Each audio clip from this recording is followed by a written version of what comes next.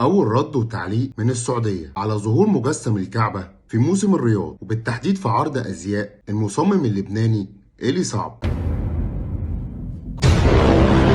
صور وفيديوهات انتشرت في الساعات اللي فاتت عن ظهور مجسم للكعبة في موسم الرياض، وبالتحديد في عرض مصمم الأزياء اللبناني إيلي صعب، والشيء اللي أثار فضول ناس كتير يعرفوا إيه اللي بيحصل. في نفس الوقت خرجت هيئة مكافحة الشائعات السعودية الرد على الجدل اللي حصل في الساعات اللي فاتت، وأكدت في بيان صادر في وسائل التواصل الاجتماعي الخاص بيهم إن كل الصور والفيديوهات اللي اتداولت كانت مجرد إشاعات، وقالوا إن اللي ظهر في الحفلة كانت مراية مربوطة في السقف من جميع الجوانب، لكن هي مش مجسم للكعبة زي ما كتير من الناس فهم الموضوع غلط. شيء أشبه بمبنى مكعب طالع منه شاشات من كل حتة عشان خاطر الجمهور اللي قاعد يشوف الصورة كأنها 3D.